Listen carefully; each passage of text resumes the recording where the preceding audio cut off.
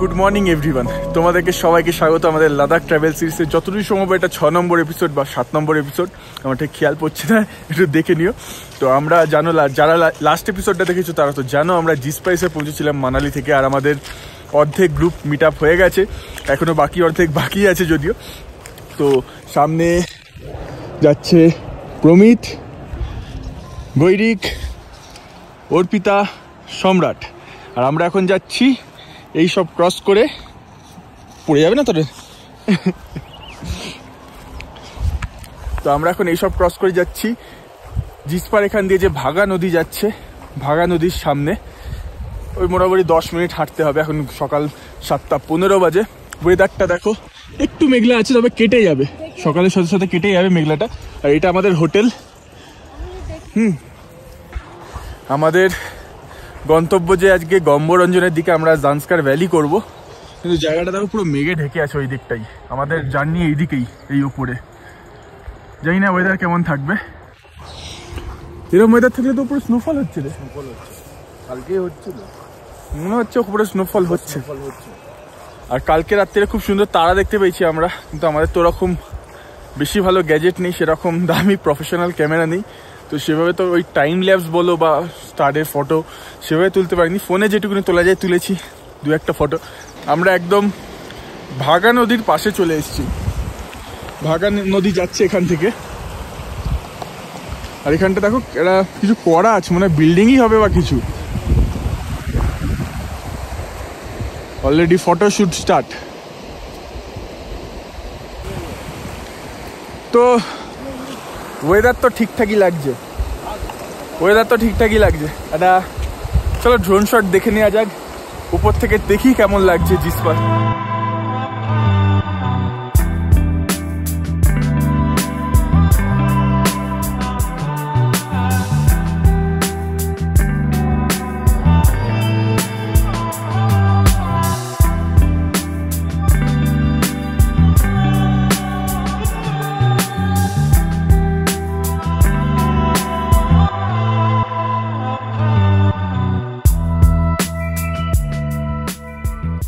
10:17 বাজলো এই মুহূর্তে, আর আমরা আমাদের জিস্পার হোটেল থেকে বেরোতে চললাম।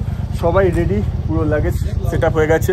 আজকে কিছুক্ষণের পর থেকে আমরা নো নেটওয়ার্ক জোনে চলে যাবো। আজকের দিনটা নেটওয়ার্ক পাবো না, আবার কালকের দিনটা হয়তো নেটওয়ার্ক পাবো।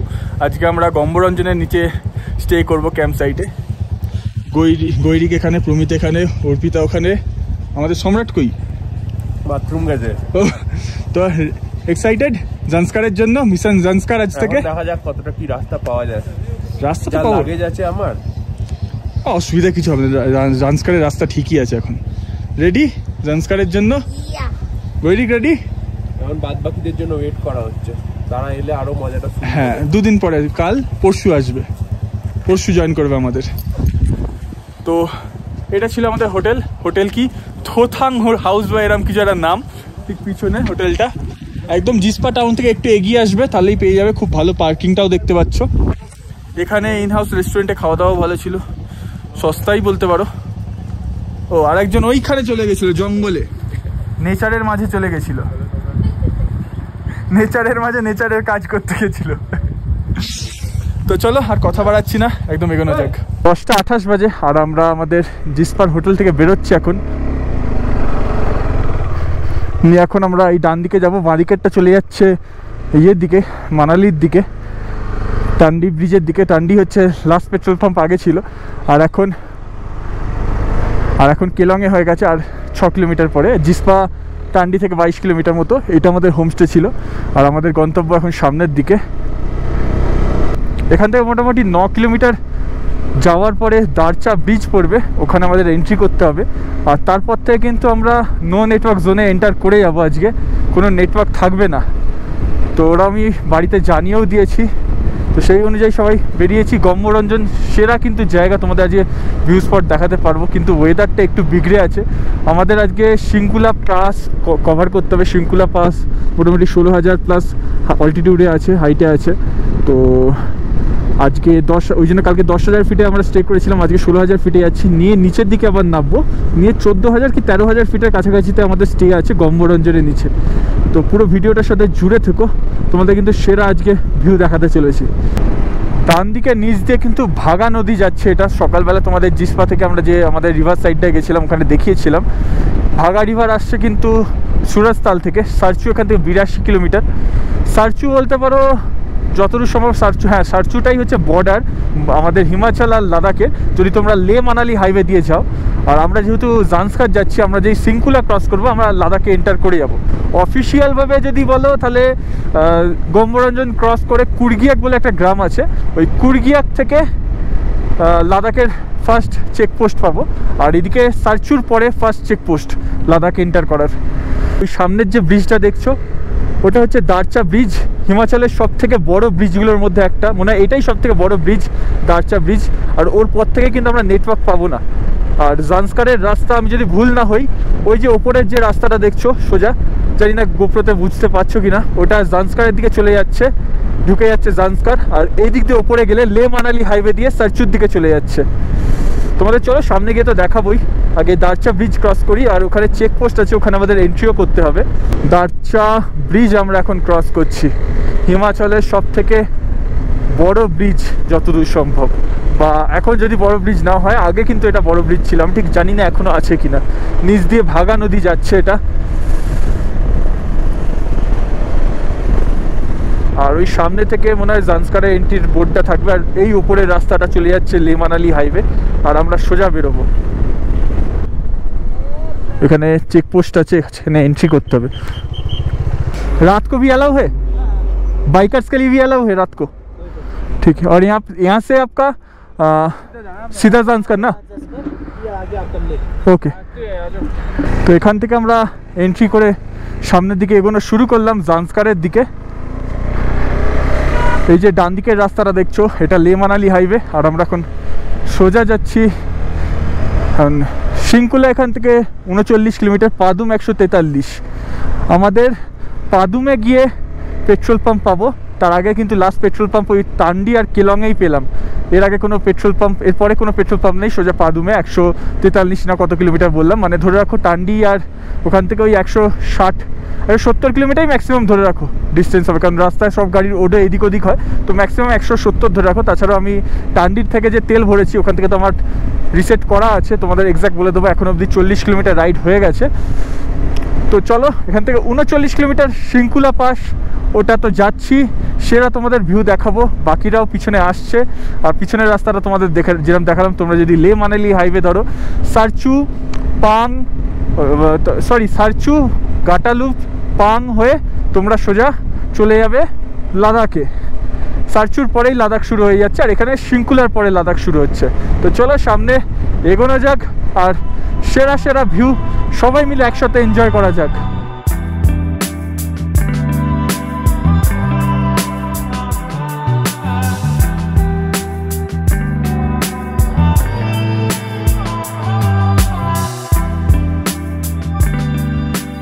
সামনে থেকে একটা ছোট্ট ঝর্ণা রূপে নদী চলে আসছে, নিয়ে এখান দিয়ে নিচের দিকে যাচ্ছে। আর এখানে দেখো পুরো অফরোড হয়ে আছে এখানটা কিছুটা।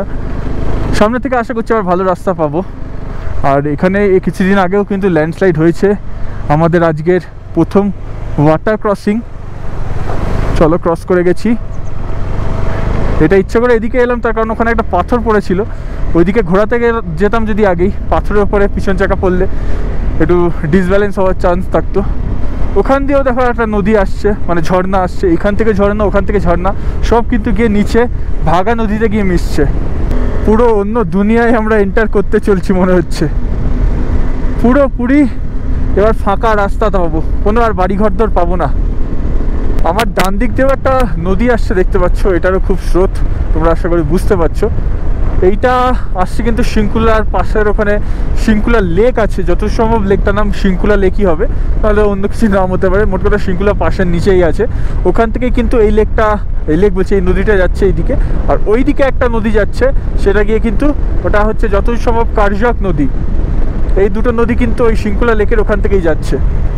এই একটা নদী, আর ওদিকে কারজাক নদী, কারজাক না কুর্গিয়াক নদী, কুর্গিয়াক চু। কি বলছিস? একটু এগোবো? হায় রা,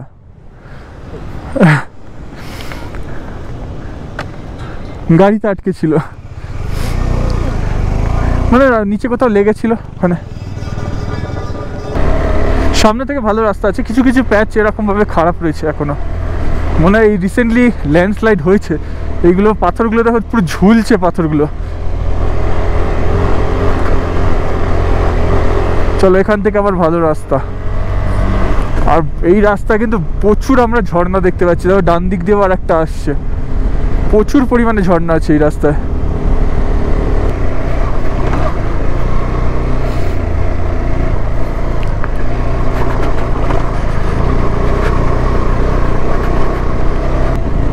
এই জায়গাটার নাম হচ্ছে সুমডো, এখানে হেলিপ্যাডও রয়েছে দেখো। আর এটা সামনের দিকেও মনে আছে। আমরা এই রাস্তা দিয়ে এখন সোজা গিয়ে ওপরে উঠবো। এই দেখো এই ওপর দিয়ে রাস্তা, বাইক ফাইকগুলো যাচ্ছে, তোমরা আশা করি বুঝতে পারছো। একটু আগে তোমাদের যে হেলিপ্যাডটা দেখাচ্ছিলাম ওইখানে ঠিক হেলিপ্যাডটা, ওই রাস্তা থেকেই তোমাদের এই রাস্তাটা দেখাচ্ছিলাম। পুরো দেখতে পাচ্ছ পুরো মেঘে ঢেকে আছে। এরকম আমি আশা করিনি, ভেবেছিলাম ক্লিয়ার পাবো, কারণ এতটা ওয়েদার খারাপ হবে এইদিকে অন্তত ভাবিনি। আর বেশ ভালো মতো কিন্তু হাওয়া দিচ্ছে, ঠান্ডা হাওয়া দিচ্ছে। আমরা সবাই আজকে উইন্টার লাইনার পরে বেরিয়েছি, গ্লাভসগুলো তো পরে আছে, এই গ্লাভসের ভেতরে ঠান্ডা লাগছে। এর নিচে আর ওই থার্মাল লাইনার কিনে রেখেছি ডিক্যাথলনের, ওইগুলো পরে নিতে হবে। পিছনে অর্পিতা তো আবার খালি হাতে আসছে। ভাই তোর ঠান্ডা লাগছে না হাতে? হ্যাঁ চল ওইখানে গিয়ে আমি তোকে ওই পাতলা লাইনার গ্লাভসটা বের করে দেবো। দারচা থেকে 23 কিলোমিটার এসছি, আর সামনে ল্যান্ডস্লাইড হয়ে গেছে। রাস্তা অলরেডি ক্লিয়ারের কাজ চলছে, তো এখানটা একটু নেমে দাঁড়াই। তোমাদের দেখালাম জাস্ট দারচা থেকে 22-23 কিলোমিটার মতো এসছি, সামনে ল্যান্ডস্লাইডে দাঁড়িয়ে আছি। অনেকজন বাইকারই আছে এইখানটা, দেখো ঠিক ল্যান্ডস্লাইডটা হয়েছে। হ্যাঁ ফোকাসের ইস্যু হয় মাঝে মধ্যে, যাই হোক এখানে ল্যান্ডস্লাইডটা হচ্ছে, অলরেডি ক্লিয়ার করছে, আধ ঘন্টায় ক্লিয়ার হয়ে যাবে। আর এখান দিয়ে দেখো তোমাদের ওই যে নদীটা বলছিলাম সেটা যাচ্ছে, এটা শিঙ্কুলা লেক থেকেই আসছে এই নদীটা, যে সামনের দিকে গিয়ে ভাগা নদীতে গিয়ে মিশছে। আর এখানে স্টাইল মেরে দাঁড়িয়ে আছে, এখানে আমাদের সব কটা বাইক দাঁড়িয়ে আছে। কেমন লাগছে ভাই?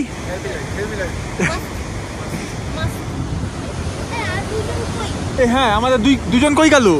ও সামনে চলে গেছে প্রমিত। হ্যাঁ এমনি কোনো পাওয়ার ল্যাগ বা কিছু হচ্ছিল আমার পিছনে? কোনো পাওয়ার ল্যাগ হচ্ছে না, ওয়ার্থ ইট, কিন্তু মাইলেজ নিয়ে চিন্তা। মাইলেজ ঠিক দেবে, আমার পিছনে যেরকম একটুখানি তোর ইয়ে দিল। প্রমিতের জন্য পাওয়ার ল্যাগ হচ্ছিল, প্রচুর পাওয়ার ল্যাগ হচ্ছিল। আমারও পাওয়ার ল্যাগ করছিল হালকা, এই লাস্ট দুটো ব্যাক নেওয়ার সময় একটু পাওয়ার ল্যাগ করছিল। ল্যান্ডস্লাইড ক্লিয়ার করে দিয়েছে, আর আমরা এখান থেকে সামনের দিকে চলে যাচ্ছি।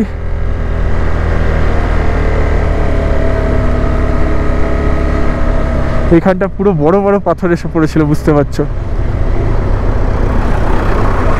কি তাড়াতাড়ি এখানে বিআরও সব ক্লিয়ার করে দেয়।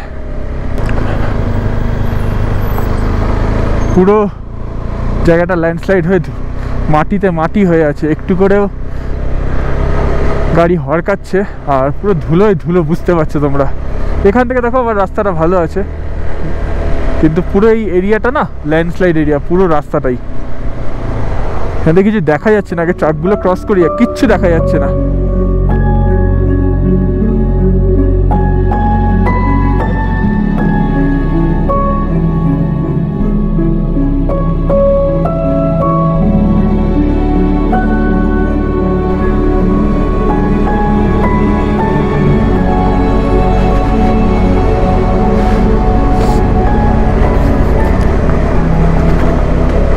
পুরোপুরি এখানটা অফরোড হয়ে আছে, বেশ ভালো হাইটেই আমরা এখন আছি। দেখো যে মেঘগুলো তোমাদের দেখাচ্ছিলাম, কত উঁচুতে মেঘগুলো কালো হয়েছিল, প্রায় সেরম লেভেলের কাছেই চলে এসেছি। ডান দিকে দেখো স্নো পিক মাউন্টেন, মানে পাহাড়টার উপরে একটুখানি স্নো রয়েছে, আর আমরা এখনো এই সোজা দিকে যাচ্ছি। এই সোজা রাস্তা, কোথাও ভালো রাস্তা, আবার কোথাও একটু করে অফরোডই পাচ্ছি, এরকমভাবেই চলছে আমাদের। আর এখানে অক্সিজেনের একটু কম আছে বলেই মনে হচ্ছে পাওয়ারটা ল্যাগ করছে। সামনের দিকটা পুরো বিগড়ে আছে। শিঙ্কুলা টপ আমি দেখতে পাচ্ছি, ওই ডান দিকেরটা হচ্ছে শিঙ্কুলা টপ। শিঙ্কুলা পাস আমাদের ওয়েলকাম জানাচ্ছে বৃষ্টি দিয়ে, ছিটে ফোটা বৃষ্টি অলরেডি শুরু হয়ে গেল। আর আমরা শিঙ্কুলা পাস এন্টার করলাম। পাদুম এখান থেকে এখনও 104 কিলোমিটার, মানে 104 কিলোমিটার পরে আমরা পেট্রোল পাম্প পাবো। আর খালসি এখান থেকে 400 কত কিলোমিটার দেখলাম। আর আমরা ফাইনালি এন্টার করে গেলাম শিঙ্কুলা টপে। শিঙ্কুলা টপ আমরা এন্টার করে গেলাম। ফাইনালি আমরা এসে পৌঁছে গেছি শিঙ্কুলা টপে।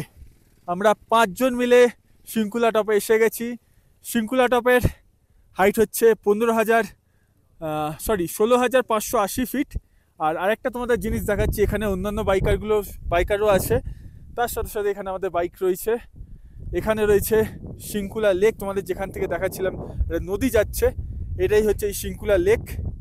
এই মুহূর্তে তো বিশাল হাওয়া দিচ্ছে, জানি না অডিও কেমন আসছে। আর বাকি সবাই ওখানে চলে গেছে অলরেডি।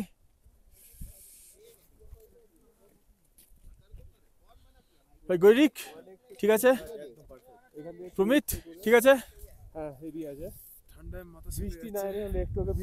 হ্যাঁ বৃষ্টি ওঠার সময় পেলাম, আশা করি পাবো।